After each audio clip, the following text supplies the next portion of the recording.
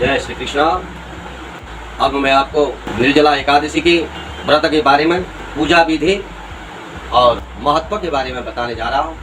ज्येष्ठ मास के शुक्ल पक्ष की एकादशी को निर्जला एकादशी का व्रत किया जाता है। जेठ की तपती हुई गर्मी में तपस्या के कठिन से कठिन तपस्या के द्वारा व्रत नियम करने से उत्तम गति की प्राप्ति, मोक्ष की प्राप्ति, सिद्धि प्राप्ति और मनोकामना पूर्ण होती है। निर्जला एकादशी 2023 में 31 मई को मनाई जाएगी। इस व्रत में सूर्य उदय से द्वादशी के सूर्य उदय तक, एकादशी के प्रातःकाल सूर्य उदय से लेकर द्वादशी के सूर्य उदय तक जल भी न पीने का विधान होने के कारण इस व्रत को निर्जला एकादशी व्रत के नाम से माना जाता है। पौराणिक मान्यता के अनुसार साल में 24 एकादशियां होती है और समस्त एकादशी का फल निर्जला एकादशी का व्रत रखने से प्राप्त हो जाता है। निर्जला एकादशी 31 मई 2023 को माना जाएगी। यह एकादशी का महत्व बहुत पुण्य और फलदायक होता है। निर्जला एकादशी का व्रत और शुभ मुहूर्त राजधानी पंचांग के अनुसार ज्येष्ठ मास के शुक्ल पक्ष की एकादशी तिथि मंगलवार 30 मई दोपहर 1:07 से शुरू हो रही है। यह तिथि अगले दिन 31 मई बुधवार को दोपहर 1:45 पर समाप्त होगी। ऐसे में इस बार निर्जला एकादशी 31 मई 2023 को मनाई जाएगी। निर्जला एकादशी की व्रत की विधि। जो श्रद्धालु वर्ष भर की एकादशियों का व्रत नहीं रख पाते हैं, उन्हें निर्जला एकादशी का उपवास अवश्य करना चाहिए, क्योंकि इस व्रत के रखने से अन्य सभी एकादशियों के व्रत के बराबर पुण्य प्राप्त होता है। इसकी विधि इस प्रकार है। एक तो है, इस व्रत में एकादशी तिथि के सूर्य उदय से अगले दिन द्वादशी तिथि के सूर्य उदय तक जल और भोजन नहीं ग्रहण किया जाता है। दूसरा है, एकादशी के दिन प्रातःकाल स्नान आदि के बाद सर्वप्रथम भगवान विष्णु की, लक्ष्मी जी की विधि विधान से पूजा करें। उसके बाद भगवान का ध्यान करते हुए ओम नमो भगवते वासुदेवाय इस मंत्र का जाप करना चाहिए। तीसरा है, निर्जला एकादशी के दिन भक्ति भाव से एकादशी की कथा और भगवान का कीर्तन करना चाहिए। चौथा है, एकादशी के दिन व्रती को जल से भरा हुआ कलश, सफेद वस्त्र को उसके ऊपर ढक्कना से ढककर ऊपर चीनी तथा दक्षिणा रखकर ब्राह्मणों को दान करे।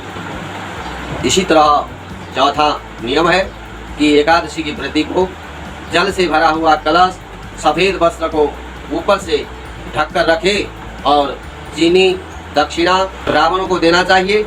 दान पुण्य आदि इन सब व्रत का विधि विधान से पूर्ण होता है। धार्मिक महत्व की दृष्टि से व्रत का फल लंबी आयु, सुंदर स्वास्थ्य, दीर्घायु के साथ साथ सभी पापों का नाश करने वाला माना जाता है। इस एकादशी के व्रत को धारण कर यथाशक्ति अन्न, जल, वस्त्र, आसन, जूता, छतरी, पंखा, ऋतुफल आदि का दान अवश्य करना चाहिए। इस दिन जल से भरा हुआ कलश का दान अवश्य करना चाहिए। श्रद्धालुओं को वर्ष भर की एकादशियों का फल की प्राप्ति होती है। इस एकादशी का व्रत करने से अन्य एकादशियों पर अन्न खाने का दोष छूट जाता है। यह संपूर्ण एकादशियों के पुण्य का लाभ भी मिलता है। श्रद्धा पूर्वक जो पवित्र निर्जला एकादशी का व्रत करता है, वह समस्त पापों से मुक्त होकर अविनाशी पद को प्राप्त होता है। अब मैं आपको निर्जला एकादशी की व्रत कथा के बारे में बताता हूँ। महाभारत काल के समय एक बार पांडु पुत्र भीम ने महर्षि वेद व्यास जी से पूछा, हे परम आदरणीय मुनिवर, मेरे परिवार के सभी लोग एकादशी का व्रत करते हैं, वह मुझे भी व्रत करने के लिए कहते हैं, लेकिन मैं भूख नहीं सह सकता हूँ।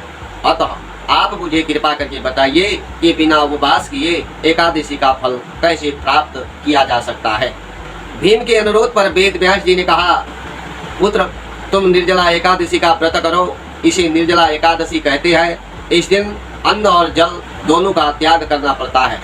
जो भी मनुष्य निर्जला एकादशी तिथि के सूर्य उदय से द्वादशी तिथि के सूर्य उदय तक बिना पानी पिए रहता है और सच्चे श्रद्धा भाव से निर्जला व्रत पालन करता है, उसे साल भर में जितने भी एकादशी आती है, साल भर में 24 एकादशियां आती है, उन सभी एकादशी का फल इस निर्जला एकादशी का व्रत करने से मिल जाता है। महर्षि वेद व्यास जी के वचन सुनकर भीमसेन निर्जला एकादशी व्रत का पालन करने के लिए तैयार हुए और वह पाप मुक्त हो गए। इसी तरह इसको भीमसेनी एकादशी के नाम से भी जाना जाता है।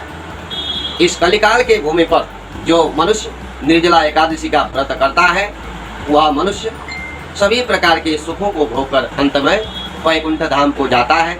जो भी मनुष्य इस निर्जला एकादशी के व्रत कथा को सुनता है, कहता है या कहलवाता है और जो विधि विधान इसमें दान पुण्य के बताए हैं वह सब करता है, वह मनुष्य अवश्य मोक्ष को प्राप्त होता है। अगर यह वीडियो आपको पसंद आए तो लाइक शेयर जरूर करिएगा। जय श्री राम, जय श्री कृष्ण।